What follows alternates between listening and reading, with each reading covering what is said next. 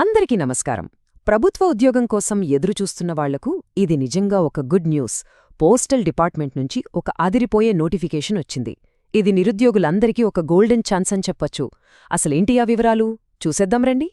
నిజమేనండి, మీరేమీ తప్పుగా వినలేదు. మన ఆంధ్రప్రదేశ్లో పోస్టల్ శాఖలో ఇప్పుడు వేల కొద్దీ ప్రభుత్వ ఉద్యోగాలను భర్తీ చేస్తున్నారు. చాలామంది ఎప్పట్నుంచో వెయిట్ చేస్తున్న నోటిఫికేషన్ ఇది.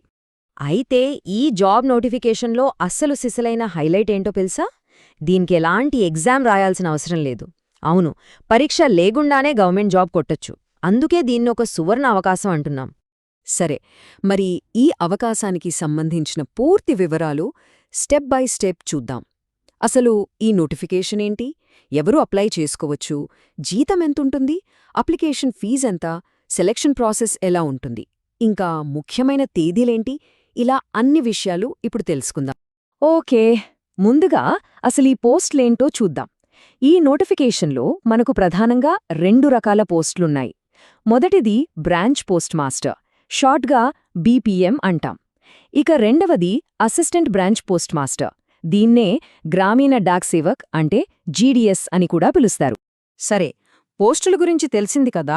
మరి ఈ ఉద్యోగాలకి అప్లై చేయాలంటే ఉండాల్సిన అర్హతలేంటి, వయసు ఎంత ఉండాలి, ఈ విషయాలు చాలా ముఖ్యం.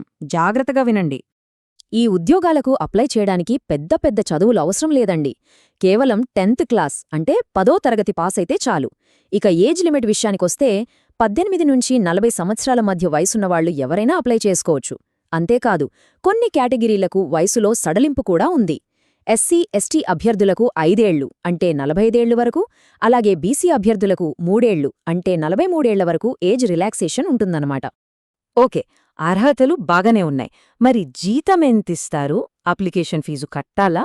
అందరి మదిలో ఉండే ప్రశ్నలు ఇవే కదా. ఇప్పుడు ఆ వివరాల్లోకి వెళ్దాం. ఇక జీతం విషయానికొస్తే బ్రాంచ్ పోస్ట్ మాస్టర్ అంటే బీపీఎం పోస్ట్కి సెలెక్ట్ అయితే స్టార్టింగ్ శాలరీ నెలకు 12,000 రూపాయల వరకు ఉంటుంది. అదే అసిస్టెంట్ బ్రాంచ్ పోస్ట్ మాస్టర్ లేదా జీడీఎస్ పోస్ట్కి అయితే నెలకు 10,000 రూపాయలతో జీతం మొదలవుతుంది. ఇప్పుడు అప్లికేషన్ ఫీజు గురించి చూద్దాం. జనరల్, ఓబీసీ కేటగిరీ వాళ్లు కేవలం 100 రూపాయలు చెల్లిస్తే సరిపోతుంది. అయితే ఇక్కడొక ముఖ్యమైన విషయం ఉంది. ఎస్సీ, ఎస్టీ, దివ్యాంగులు వీళ్లతో పాటు మహిళా అభ్యర్థులు ఎవరైనా సరే వాళ్లకు ఎలాంటి ఫీజూ లేదు. అవును, వాళ్లు ₹1 కూడా కట్టాల్సిన అవసరం లేదు. ఇది చాలామందికి పెద్ద రిలీఫ్ కదా. సరే, ఇంతకీ ఈ ఉద్యోగాలకు సెలక్షన్ ప్రాసెస్ ఎలా ఉంటుంది?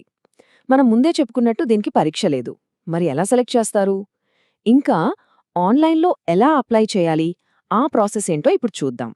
ఇందులో సెలక్షన్ ప్రాసెస్ చాలా simple and transparent. Me 10th class మార్కుల ఆధారంగానే మెరిట్ లిస్ట్ తయారు చేస్తారు. ఎవరికి ఎక్కువ మార్కులు వస్తాయో వాళ్లకే జాబ్ వస్తుంది, అంతే. ఎలాంటి రాత పరీక్ష లేదు, ఇంటర్వ్యూ లేదు, కేవలం మార్కుల ఆధారంగానే ఎంపిక చేస్తారు.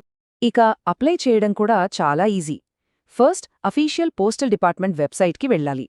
అక్కడ మీ డివిజన్ సెలెక్ట్ చేసుకుని మీకు కావాల్సిన పోస్టును ఎంచుకోవాలి. ఆ తర్వాత మీ డీటెయిల్స్తో ఆన్లైన్ అప్లికేషన్ ఫామ్ ఫిల్ చేయాలి.